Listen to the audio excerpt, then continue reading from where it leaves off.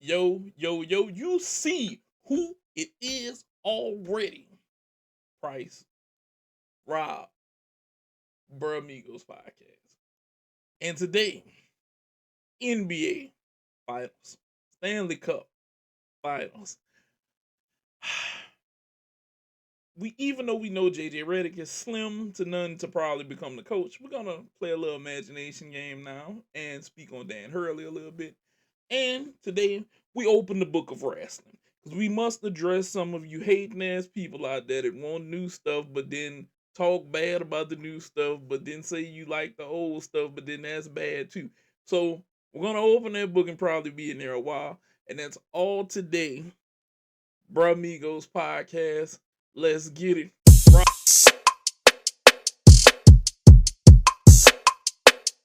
Rob, What up? NBA Finals. Game 2 tonight, Mm-hmm. 7 p.m. Eastern Time for all of you, because we'll be up before that. Rob, What up? I'm not going to lie. I was kind of disappointed. I was kind of disappointed in the Mavs. But I think tonight they're going to fight. I think that they're going to try to steal one in Boston tonight. They got the hell beat up out of them. Kyrie only had like 13. Luka shot like crazy. Gafford, none of the role players played up to where they need to be. But as I had previously said, this is Boston's championship to lose. Because I don't see how they could not win this one, but it is their chance. If they're gonna lose it, they'll lose it, but they should win this. It was hard watching that game. Only because I wanted to see it be closer and I wanted to see it be like a dog fight. Because Mm-hmm. I know Kyrie has been through a lot, and Luca, he's part of the next set of huge faces in the NBA. As LeBron, KD, Steph, and them go out, you're getting a glimpse of what's next. Your Tatum's, your Jalen Browns, your Lucas. Uh, Shea Gildress is there. Jokic and Murray is still gonna be there. Zion, my guy in New Orleans is still there. It's a lot of people that's still gonna be here. NBA is in great hands. Your NBA fan, NBA is always gonna be in great hands with the amount of talent that keeps coming through. It's great. Now, finals, Rob. How did you feel about this? Oh, yeah. I mean, game one was a fucking, clusterfuck. I mean, it was a clusterfuck for Dallas because they just basically, yeah, they shit at the bed. Absolutely. Um, you could just see that, like, they just did not have it. And you could see that Boston was just like, we're going to take this game. We're going to, we're not even going to have Tatum be really a big factor. Yeah, We're going to basically rely on Jalen Brown. We're going to rely on, you know, Derek White, Al Horford, Chris Stapps. Like, this is just what's going to be. But here's my thing about it. hmm I have Dallas winning game two. And here's why. okay, Because a lot of the teams, there's two things actually. A lot of the team's strategy seems to be like throughout the playoffs, Boston can't keep this up. Boston keeps going on these huge scoring clips. They basically are, deadly from the field. They can't keep it up. And so they're basically they're not going to basically shoot like crazy like they did just on the last game. yeah, They're going to regress. And what Dallas has done throughout the playoffs as well is lose game one and then come back and win game two and or the series. true. So it's going to be, I think they're going to take this one in Dallas, or I mean in Boston. I think they're going to basically take game two. We could clip this shit. Game two, Dallas is going to win. I'm not even going to say might win. They're going to win game two. They're going to steal one they're going to steal one in Boston, and then we'll see what happens whether Boston takes two in Dallas or whatever. But I do know that Dallas is going to win game two. Bet that shit or bet against it, you hater. All right. I want to see them win to fight. I just want to see Dallas put up a fight because I think that that's a very good team, and I feel like that's a young team, and they give me nostalgia of the team that beat Miami. Kristaps coming back was a bigger factor than what I thought. Okay, Mm-hmm. I thought bringing him back because it had been in talks like the entire playoffs. It had been in talks before the playoffs. Oh, is he gonna be back? Oh, all during the playoffs, is he coming back? And you know what I think Boston said? I think Boston said, fuck it. If he's gonna go out here, we need to get a win off of his back that we can say, hey, we cruised to one with him on the floor. And he helped earn this ring. Okay? He had like 3 blocks. He had finished with like 20 points. He only had like 8 rebounds. But he was a force around the rim. And he gave him a different look. And I know there's gonna be somebody out there who's gonna say I'm an Al Horford hater, but Al Horford be shooting bricks some days, bro.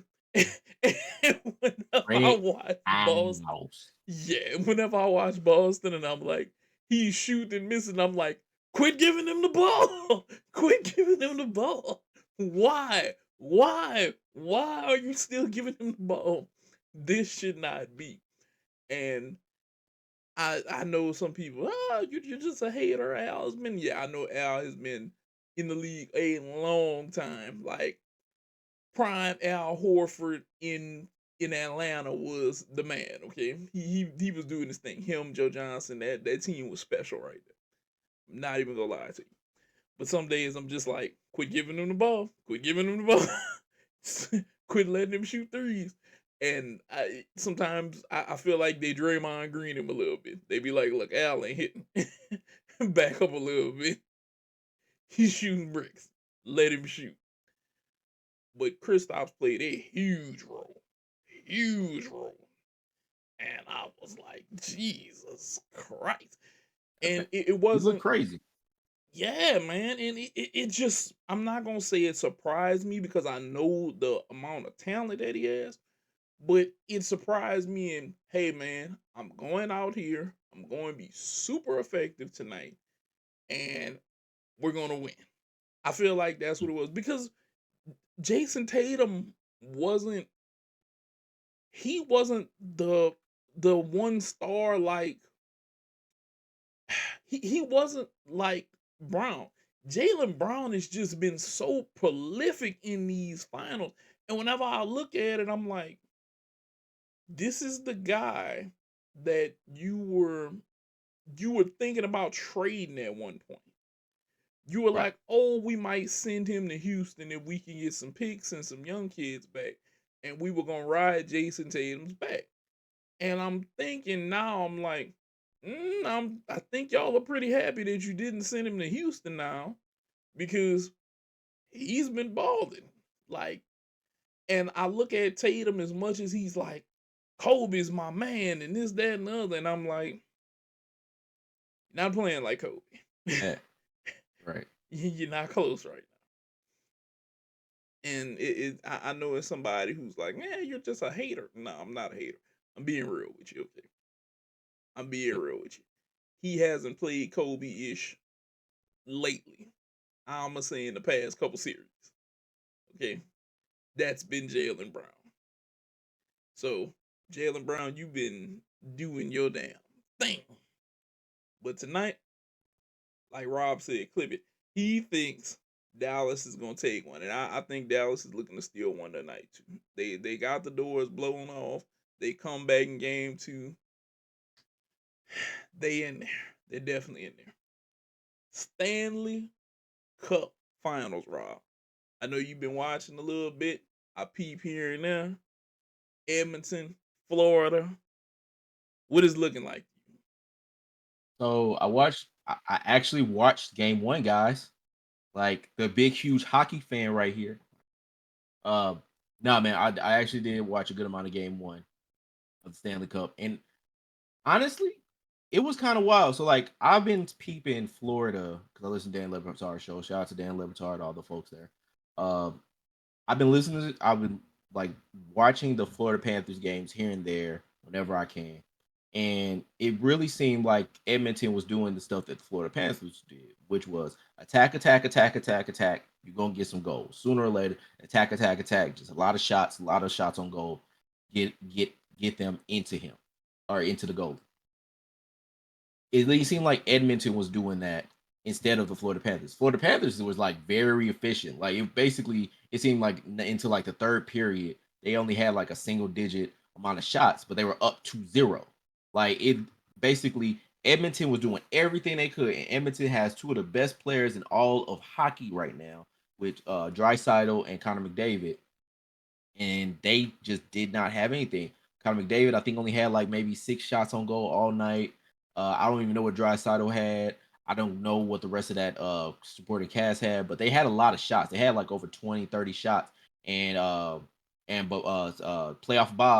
playoff B, Sergio Bobrovsky, I don't even know if I said that right, but either way, the hockey expert, basically Bobrovsky, like he had like a ton of goals, and he was fucking he was fucking killing, like he's, like he was on fire. Yes, fucking killing like he was on fire. That's right. But nah, he had a ton of great goals, great saves.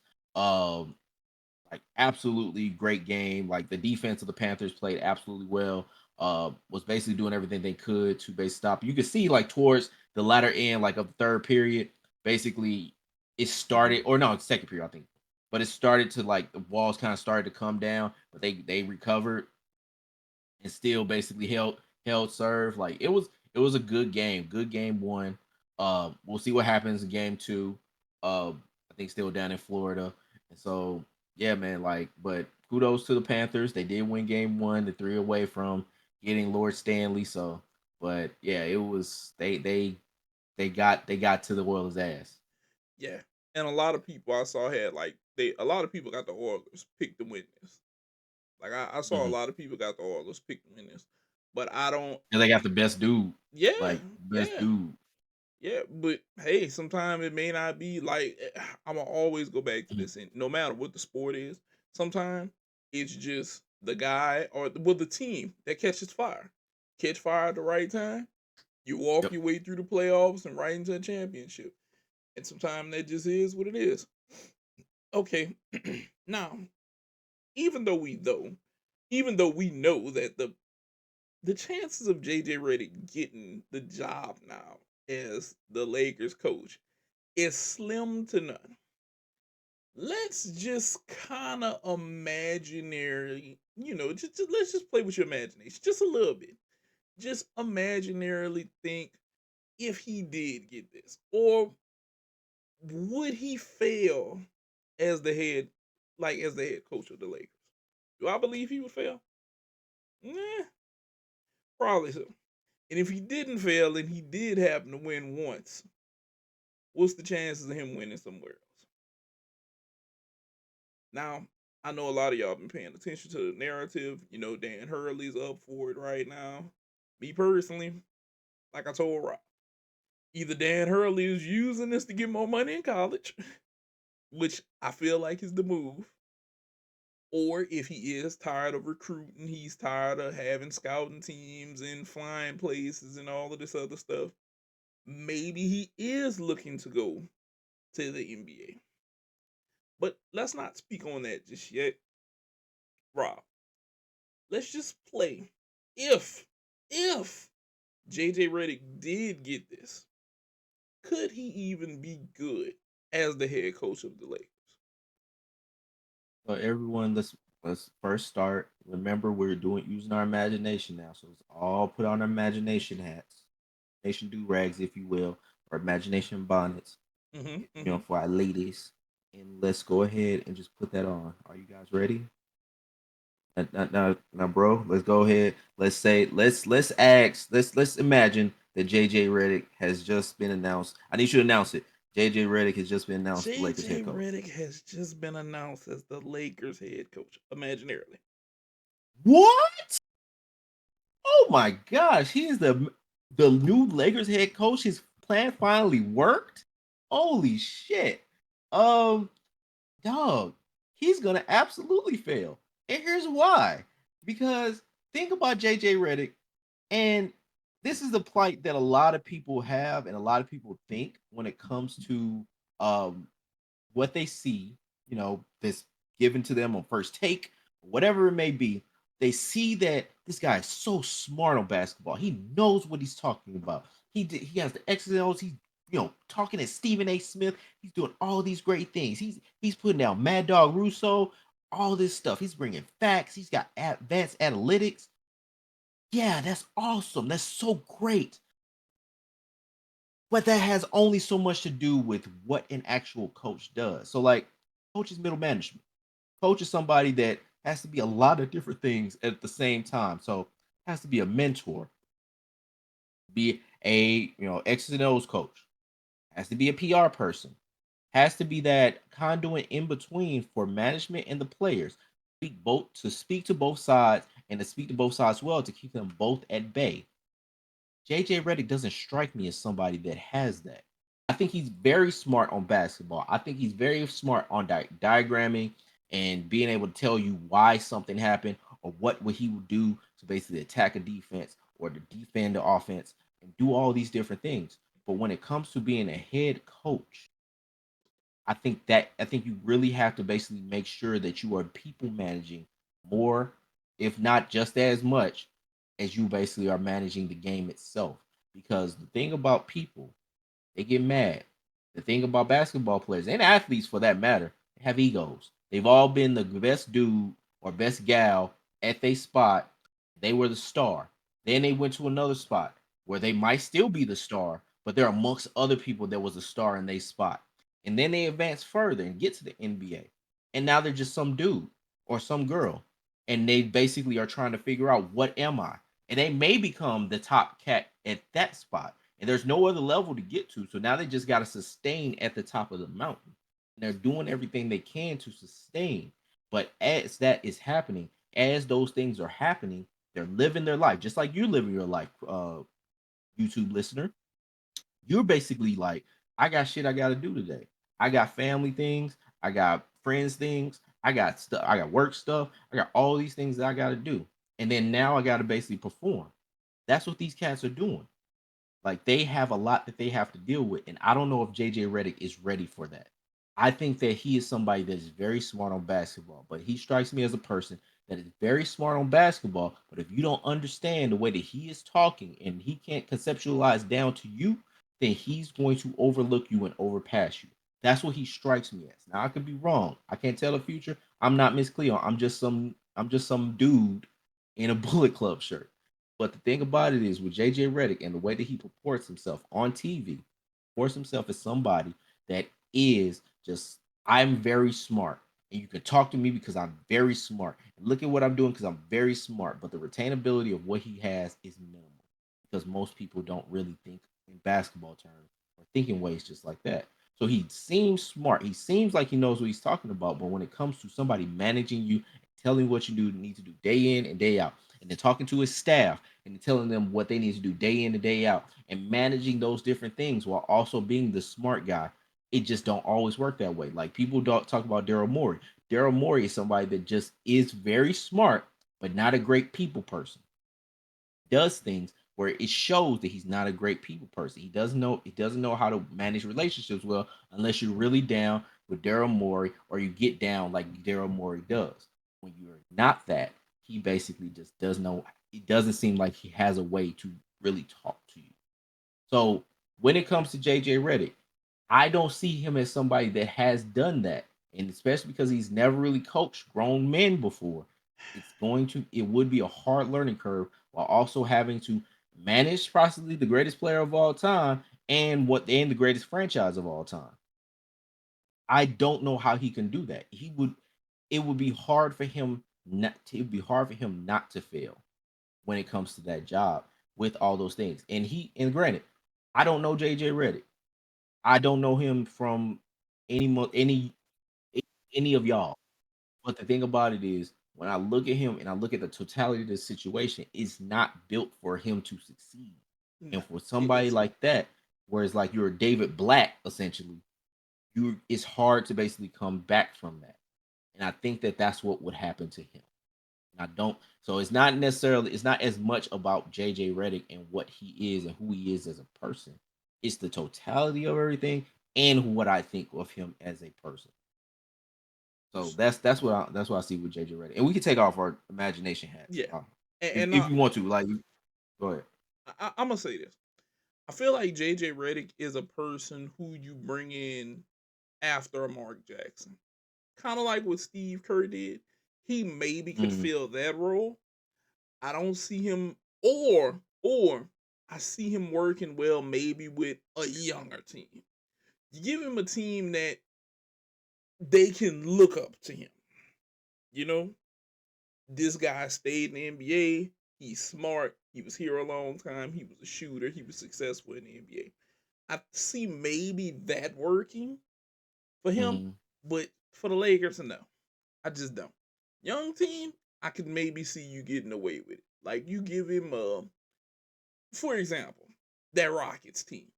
There's a bunch of young guys on that team. Okay? And there are guys who can say, hey, bro, we haven't been nowhere near as successful as this dude. Let us Mm-hmm. listen to him. And if he can X and O us and manage us and help us get better, I can see this working. For That's true. veterans, these guys who've been here, they're not going. I don't see them listening to JJ Redick. Now, like I Yeah. told you earlier before we started the show, I think Rondo would be a very good candidate as a person who could coach. I just Yep. feel as he's a I feel as he's a very smart basketball mind. I've listened to him talk basketball. A lot of people, but we've also said this. A lot of people say a lot of people who are players are very good at coaching basketball. The Yep. reason I look at Rondo is because he's not quite Jason Kidd, but I think he's Jason Kidd-ish. And Jason Kidd has had pretty good stints as a coach, you know, Yeah. because even in Milwaukee, he was a pretty he was a pretty damn good coach. Now you can say, oh, he always has a superstar. Having a superstar doesn't guarantee wins. Okay, doesn't guarantee playoffs, doesn't guarantee wins. You can say, oh, yes, it does if they carry. Eh, that's subjective right there, you know? But who else would have a coach smart enough to spill a drink to get an extra time out? which, That which was it was one of the that was one of those like it's fucking ridiculous, but it's like you can do that. Now nobody probably else can't would do it think. again, but you can do that once. Nobody else would think of that. Though. Nobody Like else would think of that. it's like I know Highly Questionable used to have like a clip of this soccer coach. He just like had a heart. He faked like he had a heart attack, and then just like he's like it just fell over. Like some shit like that where it's like it's just so damn distracting. It's like, oh no. They had no, it was another clip that it was like a punt return. It was like this kid's team, and this kid just started all of a sudden just barking, just started acting like a dog, and it was so distracting that basically it was like they just were able to do something. I think it was like a punt return or it was like a fake punt, something like that. And it was just like, oh shit, like you could just do that or that can just happen. Like it was genius. It was absolute genius. Known unknowns, Rob. Known unknowns. On the nose. Known No. unknowns. I'm telling you, things like that just happen. And sometimes you got to think outside the box, and that was definitely a I'm thinking way outside the box. Now, Absolutely. Because I wouldn't exactly, bro. You would never think of that. You would never think to do no. something like that. It's ridiculous. Like, why would I think of this shit like that? Exactly. Now, what I do want to touch upon, and we're gonna start with Ricochet because he is on the move. We're gonna talk wrestling, but Stay here. we're gonna open up the book of wrestling because that's why we starting early today. Or we starting early, we're gonna open up the book of wrestling. So first, I'm gonna let Rob start on, for you wrestling fans out there, Ricochet is on the move. And Rob is gonna also talk about why underutilized is overused. Yeah. So go ahead, So Rob. Let them know about Ricochet being on the move right now. all right, so guys, if you weren't plugged in last night, it was announced. PW Insider was the first one that I saw. This essentially said that Ricochet is not going to pursue any more contracts with WWE. They said that because I think his contract is set to expire very soon, and so he basically said that hey, I'm not going to pursue any more time with WWE. Basically, going to move on, which is cool. Wrestlers move around. Like one of the things that wrestlers do for the totality of time itself, move the fuck around. And back in the territory days, you had that a lot. They'd be working for Mid South, and all of a sudden they're working for Mid Atlantic, go from Mid Atlantic to the St. Louis territory, go from St. Louis territory to Seattle or San Francisco, go there. Like they go to Texas, do all these different stops in all these different places, and they might have the same character or they might not. It just all depends. But like Ricochet, he's a guy that's been around for forever, worked in a lot of the UK promotions, worked in Evolve, worked in like a lot of promotions here within the states. Um, of course, always touted wrestler, exceptional wrestler, human highlight reel essentially. But yeah, he said he's basically gonna move on from WWE, which I understand. It is to where like I think once you get to a point where you're like, hey, I've done everything I can do here. He had a string of great matches with Ilya Dragunov. Yes, he Like if y'all did. haven't watched he had some fucking bangers with Ilya. Like is very much going back and watching on Raw. But like, nah man, dude has basically done everything. He's done great with everything. It's it's gonna be good for CM Go. I know people are basically talked about him possibly going to AEW with Will Ospreay because Will Ospreay kind of called said that hey he's not being used or whatever.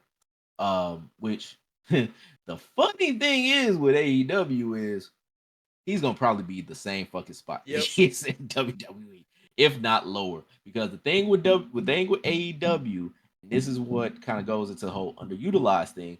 AEW does not have enough TV time to get everybody in. No, they They don't. have ROH, but they keep ROH on the Fight Club or whatever they call it, Honor Club. Sorry, they keep it on Honor Club, so you have to basically get a subscription in order to watch it, Yes. or other means. But essentially, you have to basically go to that versus turning on TNT, turning on TBS, turning on USA, and actually seeing them right there. And so that's the problem that Ricochet is gonna have. He's probably gonna go there, be ROH's world champion, and you're not gonna fucking see a thing about him ever again. Because why? Because you and I ain't gonna subscribe to that shit. No, we're not. I'm just point blank. But the whole thing going back to basically being overutilized, underutilized, whatever. When it comes to that, and we were talking about this before the show, in my opinion, and I'm not somebody that's King Kong ding dong on this, but like in my opinion, when it comes to overutilized or underutilized, excuse me, it gets overused because it's absence the context of what the utilization should be or Yes. who else is around there in that time. So like the example I always think about because I remember people talking about Kane back in the day, like early Kane, like you're talking about 98 to like 2002. People was like, hey, he should have had more world title reigns in that time. I'm like, okay, cool. Who you taking off the title?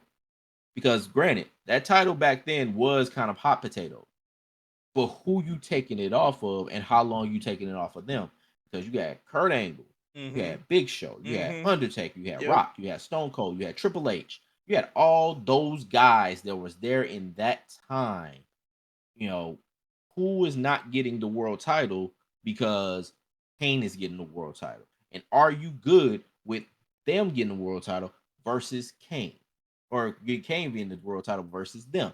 Is that something you really want to do for the sake of Kane? Not to count Mankind, Big Show. Like you had a lot of cats in that time that were deserving, that were basically there doing the fucking thing. Who are you taking this title off of? Why are you taking it off of them? Because when you're talking about Kurt Angle, the rise of Kurt Angle, Rock basically becoming what he was, Triple H rising, Stone Cold, like those were great. Kane wasn't that. You might want him more to be in that, But he but they wasn't didn't that. have that much. They didn't have another world title, and even if they did, they wasn't going to overshadow. He wasn't going to overshadow those people. So what is the point? Like that's because it's like the snubbed argument when it comes to that.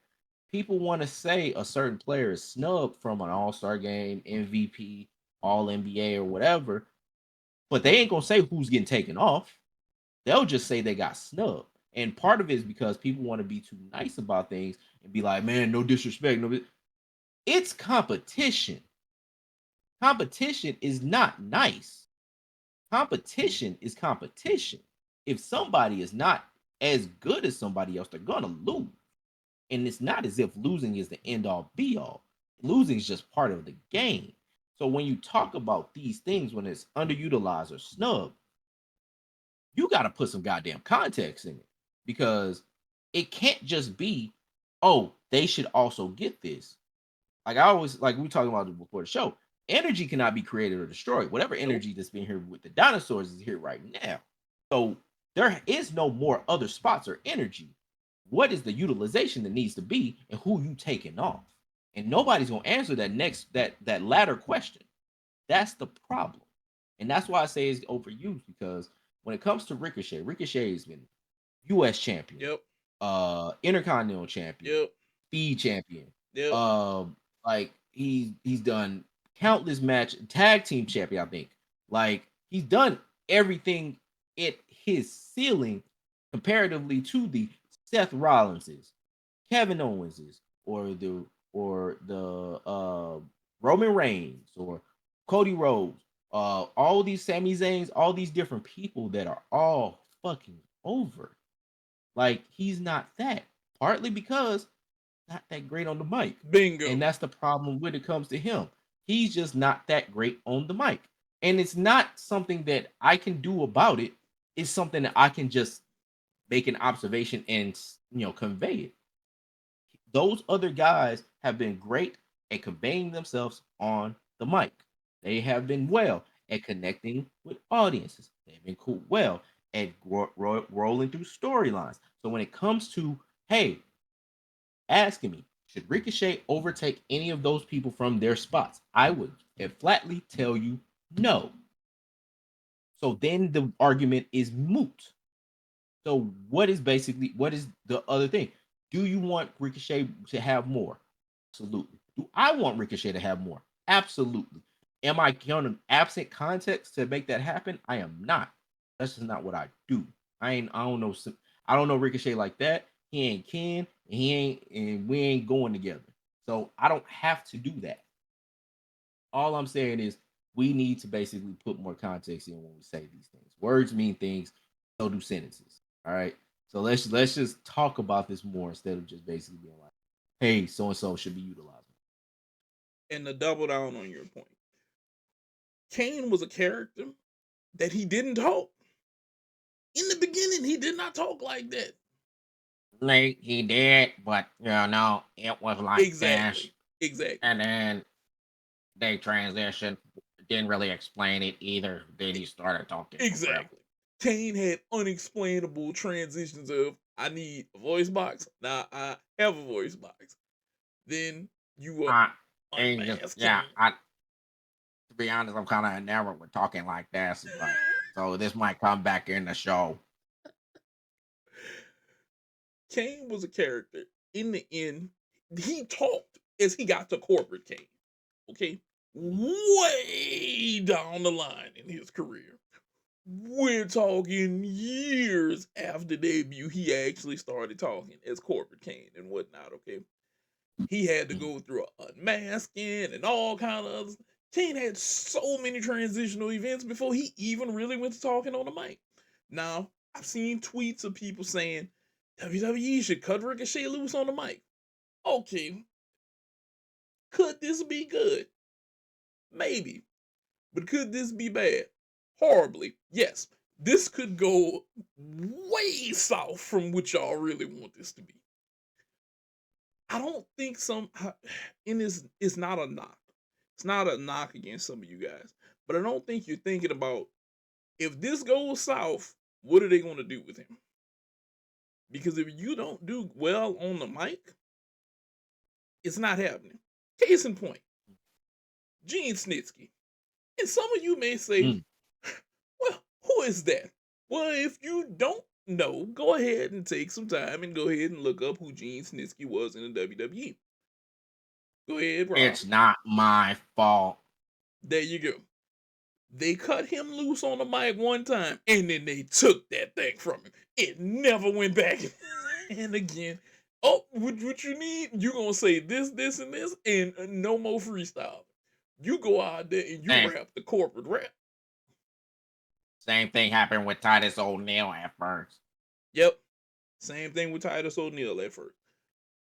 I don't think a lot of y'all think about what can happen if they go the wrong way. Thus, this is where I open up the book of wrestling now. The book of wrestling. So, a lot of you have always said, because we're going to use the term underutilized, okay? So, let me preach on this now. This is the part of the show where we're going to talk about a whole lot of wrestling, and I have to do this because Rob addressed you guys, but I get tired of seeing underutilized. So, do you guys remember the thing called the 24/7 championship? Millions of views on YouTube. It could be defended everywhere across multiple platforms, whether it be Twitter, YouTube. Hell, it could have been Reels now if they still had it. All kinds of places, okay? But you guys shit on it, okay?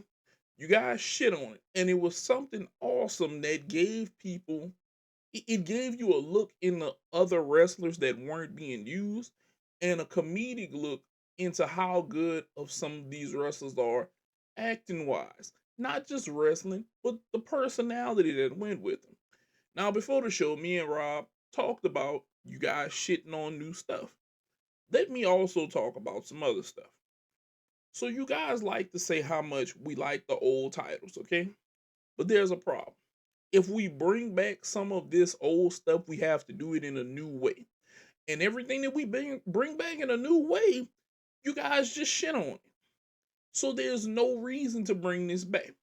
So I'm gonna use Ricochet as an example, Rob. You say Ricochet is a damn talented wrestler, right? Okay. Absolutely. So do you remember Billy Kidman from back in the day?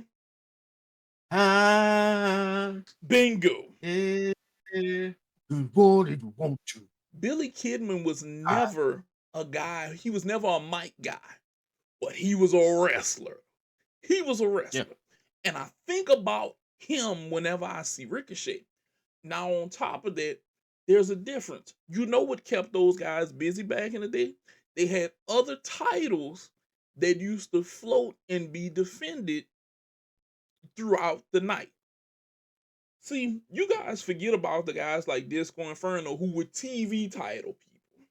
Okay? Yep. These guys had a belt that may not have been the most significant belt, but it was something to show and showcase for them and give other people who were in the mid cardish area something to chase without necessarily being in the hunt for one of the bigger belts. WWE tried this with the 24/7 title. Some of you say, oh, it's gimmicky, it's a comedy set, it's this, it's that. It was entertainment. It was entertainment. It may not have been the most wrestling, but it was entertainment. And I feel like Yep. something like that is needed in promotions. Now, along with that, we do have intercontinental titles and US titles. I will throw this one out there. Bring back another TV title. I'm gonna also speak on WWE for this. Because the problem is you guys absorb all of this talent and then these guys sit here. They don't Yep. do anything. So I'm going to use my great imagination right now. So, do you remember how how um how Keith Lee, I'm not even going to say underutilized. They just didn't use him. They just didn't use him to a certain extent. But it was, where are we going to put Keith Lee? Because we're kind of in the era of Roman, and we're in the era of, you had Seth and Roman a little bit in this era. Brock was still a floating mystery. Okay? So he'd be in and out. But what was Keith Lee? He was really good on the mic though. Okay. And on top of him being good on the mic, he was a hell of a wrestler, Rob. A hell of a wrestler. So, WWE, what do you need to do? You give a guy like that a title, he can go out there and be a mouthpiece, defend the title. I'm not gonna say send jobbers at him so he just smashes everybody, but put the talent that's good, that's not being used, in there with him. Give them something else to chase. That way you have time to set stuff up and make different plays with things. Because if you keep somebody relevant and in the eye, we'll never forget them. But whenever y'all do this shit of we pluck a person out of thin air who's been irrelevant and then we toss them into the next title scene, we're all looking at y'all like, okay, but where did he come from? He's just here now. It's like saying, imagine you went to Walmart and you went grocery shopping, and then you got to the line, and a 55-inch flat screen appeared in your basket. You're gonna say, I didn't pick this shit up. Where did this come from? You know why? Because it's something that all of a sudden it just popped into your lap, and now you don't really know what to do with it because this isn't really what I came here for. Most people are gonna look at it and say, let me put this back. I didn't come here for this. And they're gonna move on. And that's how we as the audience sometimes look at whenever you pluck these random people out of obscurity and just throw them in the matches. Because now we're like, okay, cool, nice to see him. Where did he come from? Just what does he have to do with this?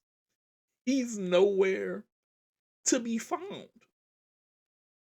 But it's because of you hating ass people who down everything that they bring out and they try to make it relevant. We don't like the 24/7 title. Okay, so let me hear your gripes. Oh, you feel like it's a comedy act. It's this, it's that. It was views. It was attention. It made R-Truth relevant. Where is my boy R-Truth right now? Where is he? I know one thing. Tag team champ. Well, yeah, technically he tag team champ. But before the tag team champ, what was he? He was 24/7 king. He was relevant. He was relevant on Twitter. I can tell you, Rob, I have gone back and watched those segments because they were funny. The shit in the elevator where he's popped up out of different things and rolled people up. Let's not talk about him and Drake at the wedding. Mhm. Come on now. Some of y'all can't tell me that wasn't funny. You cannot tell me that wasn't funny. A man over here popping up in another man's hotel room. Oh no, he trying to get with his wife after he didn't win and he got the title. You can't tell me that that's not funny. That shit was crazy. That's what I'm That saying. shit. You have to be willing to accept the comedy aspect to make other people relevant. And I know it's gonna be some of you guys. Well, I'm here for the matches. I'm fine with that. I'm here for the matches too.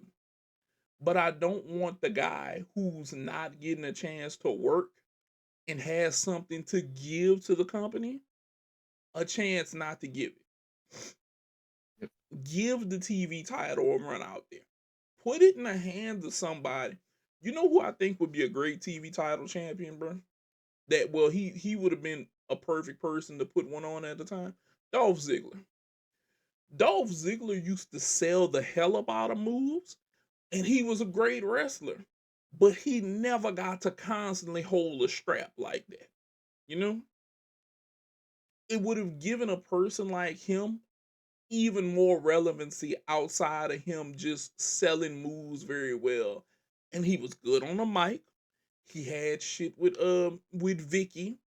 He had a lot of good wrestling traits to him. Think about if he had something that other people could chase and we could put him on TV because we know he's good on the mic. We know he can wrestle. Okay? We can stick him out there and you can throw him with Ricochet can chase him. Okay?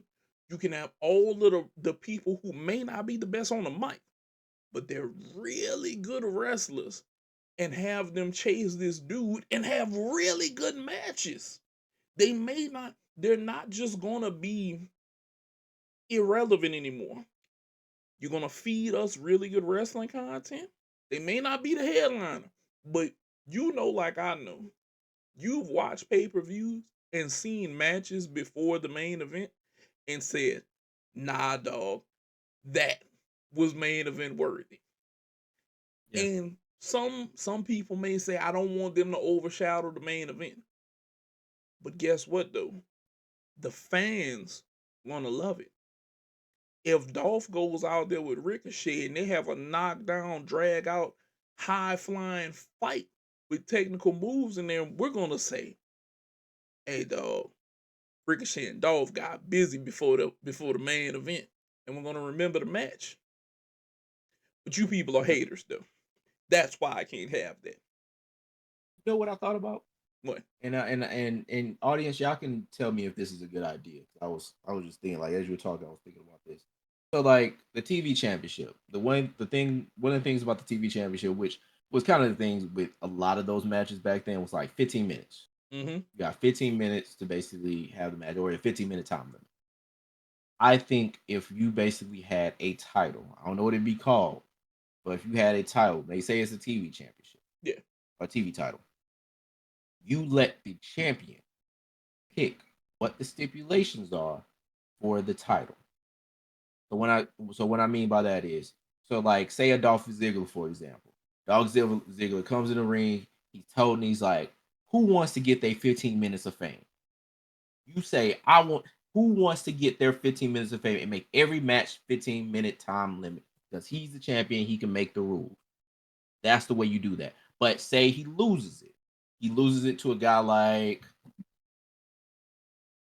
let's say Raven or something like that. I'm just trying to think of somebody, but to basically make my point. But say Raven is like, I get that you had a 15-minute time limit rule. My matches are gonna be hardcore. Every match is gonna be under hardcore rules. You gotta basically win by hardcore stipulation. And then that's the way that he likes it. And let's say that somebody else wins it and says, like, you know what? It's any false count anywhere. I like to win anywhere. I'm a world champ. I can win anywhere in the world. This is the stipulation that I have for my title. So make it like a custom championship where everybody can basically get the benefits of their specific character, be able to basically show that within that title. So then you not only get to talk about what the title is and basically kind of bring more to it or bring the person as a champion, but you also get to accentuate the character and some certain pieces of elements that the character has. And basically you can show like, okay, this person is about Flash. They say, get your 15 minutes of fame off me, or I'm basically gonna make you famous, like Undertaker used to say. Yeah. Something where basically you can convey that character through the title and basically give it more relevancy. But like Nate said, you motherfuckers don't like news. Because what you're gonna do is you're gonna say Ricochet got that title, and you're gonna say they ain't doing anything with him except putting a made-up title on him. Just like they did with WWE Speed, which people paid for him to have that title. Like he's the guy that basically the company said, "Hey, we want you to represent us on this platform." But that doesn't matter to any of you motherfuckers. You wanted like, "Oh, well, he ain't what I think he is." Well, what do you think he is? Well, I don't know. He ain't there. Like that's the problem. That's the seemingly consistent problem with all this shit.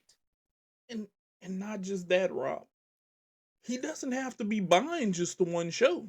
He can go back and forth between shows. He can fight Nope. whoever.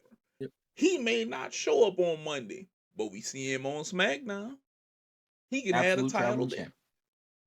He can go wherever he wants.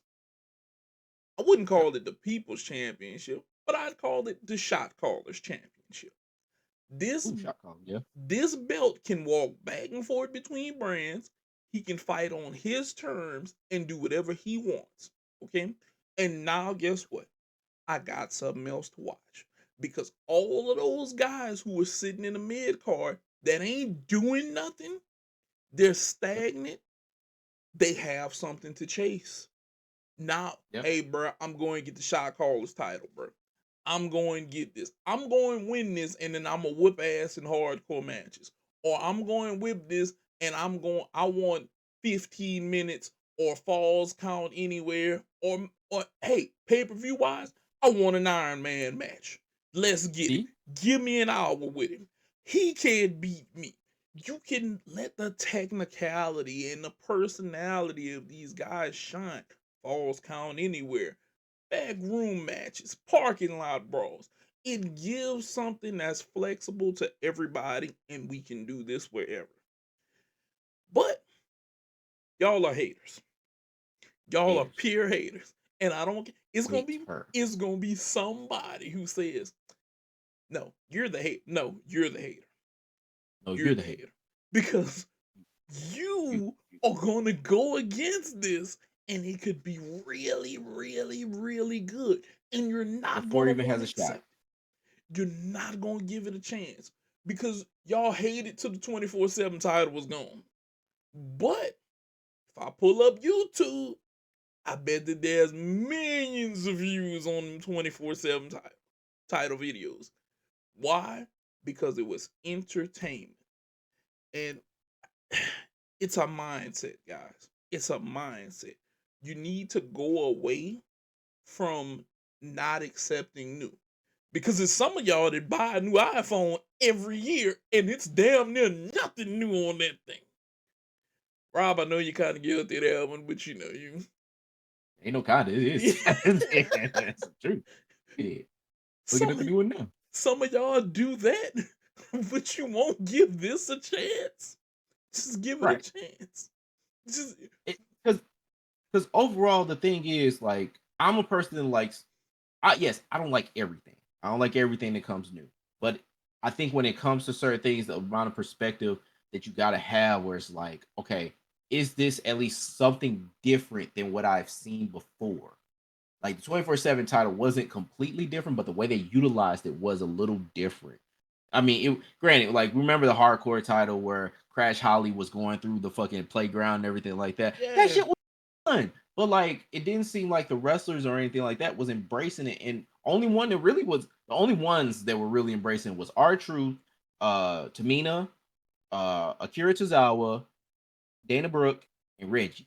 Those are the only ones that really seemed like they were like, ooh, this is something that I can expand myself with. And it worked with Reggie. It worked with Akira Tozawa, a little bit with Tamina. Like it worked with people to be able to show character. And that's the problem. It's like gotta embrace this shit, or it's gonna be to where, like, just another tangent. The Jazz came out with their new jerseys last week. mm-hmm. It looks the exact same shit that they had before. Pretty Back in the much. 90s, where basically it was just like, here's the mountain, here's the Jazz. All they did was bold the font. Like, this is the shit that y'all keep wanting though. Because y'all be like, oh, this is the shit from my youth. This is what I love. This ain't new. First of all, give the Jazz back to New Orleans. But Yep. this shit ain't new. And that's the problem. Because if they came out with new jerseys, y'all be like, well, this don't look like the ones that I saw Greg Ostertag wear. And so, like, then it's like, okay, fine. Then we gonna give you the one Greg Ostertag wear and pacify you, so you don't bitch about, oh, these don't look like that. Like, embrace some new shit sometimes. That way, we get new shit other times. Because people too scared to make new shit because they know somebody's gonna shit on it. Yep. And being Hey, a hater helps none of us. I just want to throw that none. out. It helps no. But all in all, I do want Ricochet to be somewhere. But I want him to be where he can be meaningful, and that doesn't mean throwing the title. Because if he goes to Ring of Honor and then you guys never see him, all of y'all only thing y'all gonna do is want him to come back to WWE to sit again because you're not gonna embrace if they put something new on. They already Yep. tried it. You guys have went against it. I don't want to hear anything about but we want him back. No, you don't, because you were not willing to embrace what they gave him. It's like I said, You may have your favorite mid card wrestler sitting there right now, and you're saying, this guy doesn't get a chance. But you know why he doesn't get a chance? Because you won't let them put something new on him and then embrace him with that being new. Because if you did, we would have stuff like the 24/7 title. We'd have Mhm. titles that could walk between Raw and SmackDown. Because I'd love to see a belt that walk between Raw and SmackDown all the time and help float and galvanize all those mid card guys. Because guess what? WWE gives me 3 hours and somewhere around hour two, some of this crap just ain't that interesting right now. So Yep. I tail away from the TV for a minute and I kind of do the peek from behind. Mm, mm, okay, that don't look that interesting. Now I go back up here and do this right now. And then I come back and peep again. If you want me in the seat or you want me paying attention more, give me something to pay attention to. Let Right. put the title, because I guarantee you, if you told me a SmackDown wrestler was going on Raw to challenge for the shot caller's title, and it was two people that I like, I'd be like, okay, look. Let me pause this. Let me turn this pot on low real quick so this don't burn up here, so I can run back for it. Or let me put this Yep. on in the living room so I can see this, so I can run to the doorway while I'm cooking. And then I run back over here, and then I run back to the doorway, and I turn the volume up real loud so I can hear it down the way. And I could be like, hey, he just slammed him. Oh, shit is going on. Because that's what'll happen. Now you have me engaged to a certain extent. Like, not to a certain extent. You have me engaged pretty good. But it's going to be down to you guys, fans. You have to embrace what's new and not go against the grain all the time, okay? Just stop going against the grain. Just please stop doing that and we'll be fine. Because wrestling has always been a part of my life. It's always been a part of Rob's life. And we love it. We love it to death. We just need you guys to do better. And one thing, I'm going to say this real quick, and then we're going to get out the door.